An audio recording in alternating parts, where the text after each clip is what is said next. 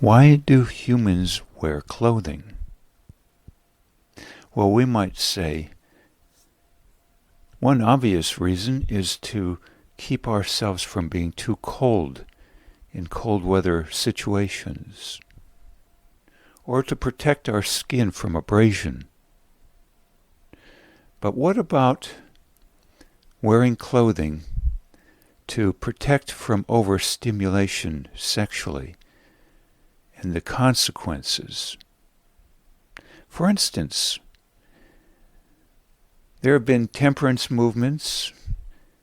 In some states, there are regulations, laws concerning selling of alcohol in certain counties, call them dry counties then, in an attempt to minimize alcohol use. Some even calling it sinful, others calling it a vice. Likewise, concerning cigarettes, consider the Waltons, where Mrs. Walton, for instance, in the show, was quite consternated to see anyone who would smoke cigarettes. And the Baldwin sisters making their recipe, so to speak, alcohol within their own home, was also taboo to her. So there are always regulations and attempts in a society to control what you call too much use of what I would say is a drug of choice. But, of course, drugs of choice vary from person to person.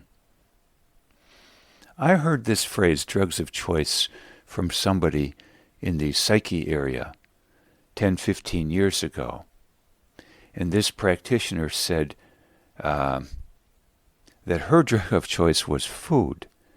And it was hard for her to hide it. She was quite rotund, probably 300 pounds or more. Now for others then, it might be alcohol, and especially to excess, or cigarettes, gambling, arguably even aggression, physical aggression, or putting others down, emotional aggression, or once again, sexuality. Now granted, our genetics are such that we feel considerably stimulated so that we procreate and the human race goes on. Same for all animals. And yet, unconstrained, that might have great consequences. Hence the phrase, breeding like rabbits, or multiplying like rabbits, or the population explosion in general. One part being the addictive qualities of sexuality. I like the phrase, for instance, from the Music and Lyrics movie. Around 2007, I believe it came out. Hugh Grant was in this movie. Also starring was Drew Barrymore. And at one point, he referred to sex as love heroin. Also, Freud had once said that when someone tastes sex, that's the edge of their education. I guess in book fashion, that is. Or consider the phrase or idea that if a gorgeous, beautiful woman walks into a bar, every man's head turns. And you might say every man's tongue is hanging out of their mouth also. Or the phrase that so-and-so thinks with her midsection, shall we say, and not with her brain. Or you might say they have a one-track mind. Or it being said of Freud that all he thought of or said mankind thinks of is sex, sex, sex. And then his going further and saying that many people see in cigarettes or other long objects phallic symbols. And the same said on the opposite end of the spectrum regarding Georgia O'Keeffe's flower photos, it being said that these resemble female genitals. But whether we're going to say, as Freud did, that we have a strong sex drive, as per some kind of drive, undistinguished further in definition, or whether sex is simply, particularly for males, a matter of what you call so potent that it's like crack cocaine, is a very interesting question. For if sex is like crack cocaine, and indeed, maybe alcohol often the same thing, with different consequences though, no pregnancies involved, but maybe stumbling around, quote, half drunk or more, and having car accidents and losing one's faculties, mental faculties, you have to ask, well, surely societies try to constrain this to some extent, lest the society go amok. But we seem to have trouble with balance. Hence, the temperate movement, for instance, temperance movement. I don't know exactly what amendment to the Constitution, but the compensation then being Al Capone and his group to provide alcohol anyway. Or is it the speakeasy clubs also alcohol available? Others perhaps on the bandwagon for cigarettes. Certain religious groups, or as portrayed too again in the Waltons. And some counties in some states forbidding alcohol sale completely, hence called dry counties. And of course the topic of porn and the regulation of porn as per sex, say, online, and handed out, so to speak, indiscriminately and discreetly. And then society trying to decide who will receive this and how much. Now, too, politically, there being talk, was it in the 1970s, of having a zero tolerance policy concerning drugs. That is, chemical drugs, and that the hard drug type. And yet these days there are being dispensations more and more toward the use of marijuana and CBD pills, which have arguably some of the same substances that the smoked variety has. And even in some states, marijuana being so popular that police forces tacitly encourage it by turning a blind eye or even lending their assistance for protection to the large-scale farming operations of marijuana. And it being harder and harder perhaps to find anyone who has not smoked marijuana. Indeed, in some states, is it Washington State, and particularly the city of Seattle, I believe I read that you can have marijuana delivered to your home along with your pizza from a pizza delivery type service. But how far then is this to go? And what balances and checks are involved? And who says what's a drug and what's not? Now, I don't have particulars as to the exact details, but in the Philippines at one time, not too far back, was it 10, 15 years ago, the then President Duarte found, at least in his estimation, chemical drug use, I'm not sure which substances, so prevalent and so toxic to the society that he basically declared a state of emergency and gave police forces carte blanche permission to legally shoot drug users dead, or maybe it was drug dealers. Upon which, almost literally the next day, lines were very, very long, blocks long or more, at drug rehab centers, or whatever, for treatment. But then other countries citing that human rights violations were horrific to take such an approach. But the question then being, had this been permitted to go on far too long, this type of addiction, with nothing said until a crisis point was reached, almost like the bubonic plague in a sense, where there were massive consequences as per a tipping point all of a sudden, or so deemed. I might add, too, the Native American Indians have found alcohol, or the option to use it, extremely difficult to their society, very toxic to their way of life. Introduced, sadly or not, what have you, by the white man, it is said, and being thus a form of crack cocaine to them, decimating their societies. There being, for instance, a show or series of shows concerning the Lakota Indians. I think it came out around 2011. Diane Sawyer headed up the interviews, and it was stated how alcoholism is so difficult a problem there, and while perhaps alcohol not sold on a reservation, right over the border, so to speak, by just a few companies or stores. I've seen the same thing, too, in a state in Appalachia, in a dry city or county upon which many people went just across the county line to obtain alcohol there at a mega-type store, perhaps even family-run. Finally, in this vein, I'd just cite that what one person considers a drug, someone else might not.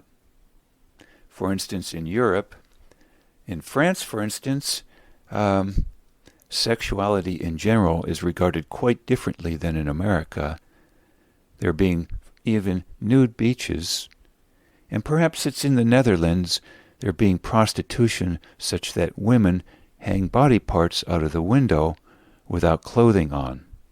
And in Sweden also a much, what some people call, freer approach to sexuality. But I like the phrase all in moderation.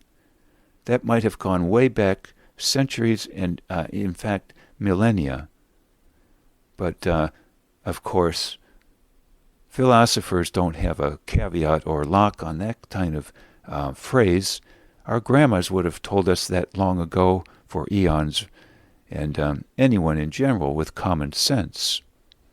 It even being said that too much water can kill you, as drank.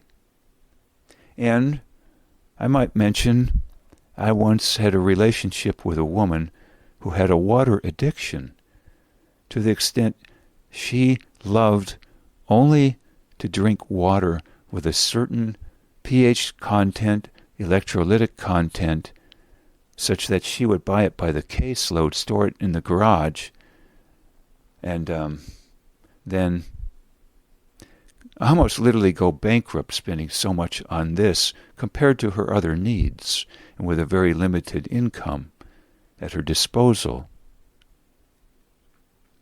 You might say thus, interestingly, she had, yes, a water addiction. It was driving her to bankruptcy, basically.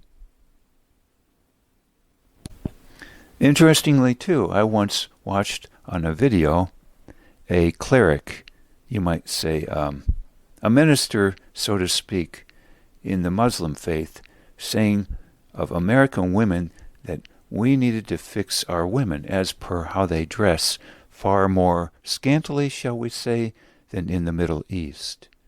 And again, the more flesh shown, shall we say, the more tempting to the male, in particular, I believe, regarding indulgence. And all in moderation, meaning, of course, how do you define then what is a sexaholic? Indeed, to one extent, how would you even define how a parent treats a child, particularly a male parent toward a female child?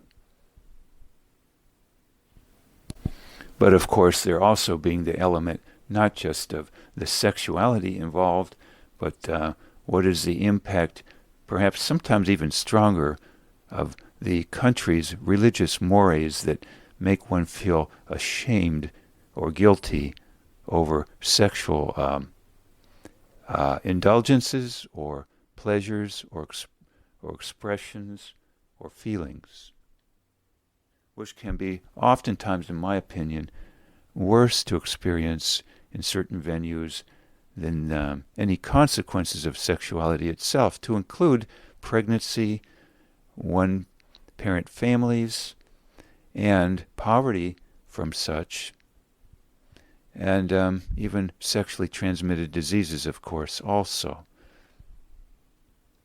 The shame, the guilt can be even worse from oneself or as coming from family, community, or country. There was, for instance, talk of this in a movie back around the 1950s with Natalie Wood.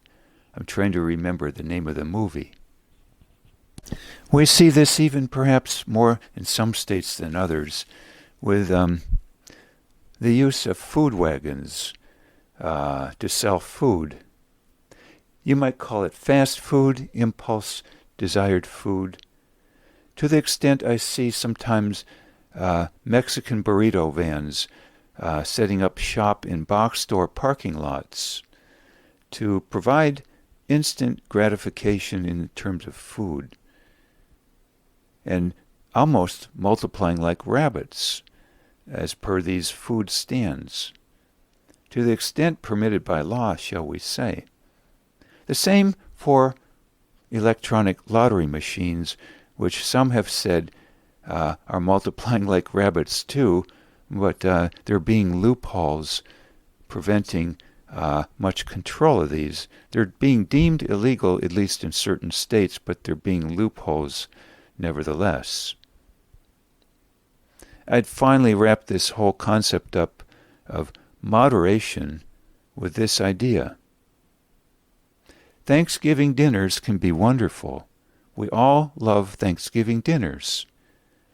Yet, we don't indulge in this every single day, or we would blimp up to a huge proportion of size, get diabetes, intake too much salt, have strokes thus, and who knows what. So we regard Thanksgiving dinners too, not just for expense costs, but our health, as per all in moderation.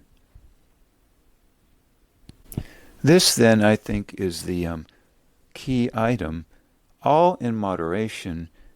And secondly, what are the downsides, of course, too? For Charles Brenner, for instance, a psychoanalyst, wrote on matters of psychoanalysis, back 30, 40 years ago, and he and some others had brought up the concept of defense mechanisms, or which I would call drugs of choice. And he mentioned there being mature defense mechanisms and immature defense mechanisms. Now, I in turn consider at the present time a mature defense mechanism to be like a pharmacy dispensed pill that has more benefits than side effects. Considering then the pill fen-phen for the heart, or was it diet, having too many side effects as per impact upon heart valve problems, and then pulled off the market. So you might say then fen-phen had a bad side effect profile compared to the positives, and you could call it then an immature form of pill or defense mechanism if talking about something behaviorally.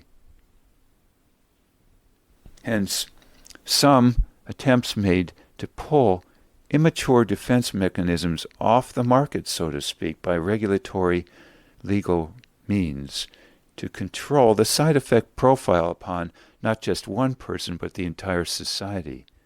These deemed immature defense mechanisms, or something with a bad side effect profile, to include then in sexuality one-parent families in the aftermath all too often, and in other respects sexually transmitted diseases. Not to mention, of course, the reality that to indulge in 10 seconds worth of pleasure can often, 9 months later, result in a lot of unintended consequences down the line for many. Now, humorously, though, attempts to regulate this and that can go awry. I read that once in Romania, an Eastern Bloc country, once you had to have a license to have a television set to purchase it. Yet who has ever heard of a license for this purpose regarding sexuality, unless the consequences, i.e. pregnancy involved, were regarded as so dire, say in the country of China, that at one point there was a legal limit of 1 child per family. But I do not believe they had a legal limit on how much sexuality to indulge in. Hence, abortion, I believe, was used widely, maybe still to the present day. So this, then, I believe, a big reason why we wear clothing, or there being, shall we say, clothing laws, or even what you call prostitution laws. I might mention I read recently that in the city of Tucson, Arizona, the most popular arrest being made is for solicitation of prostitution. How interesting that one need not call it prostitution to solicit with words, but with one's body half dressed, I believe. The extent to which a society controls thus clothing is, in essence, I believe, saying how much they are restricting sexuality in general, at least in one direction, typically female to male. But we just seem to oscillate back and forth, back and forth, back and forth. One era or one state, one country, wanting to control the drug of choice of sexuality. Others, cigarettes. Others, alcohol. And on and on and on. We might say some want to control drugs of choice that they don't happen to use, but that others do use. Hence the zero tolerance policy of some for chemical-based drugs, but arguably not toward the drug of violence, physical aggression.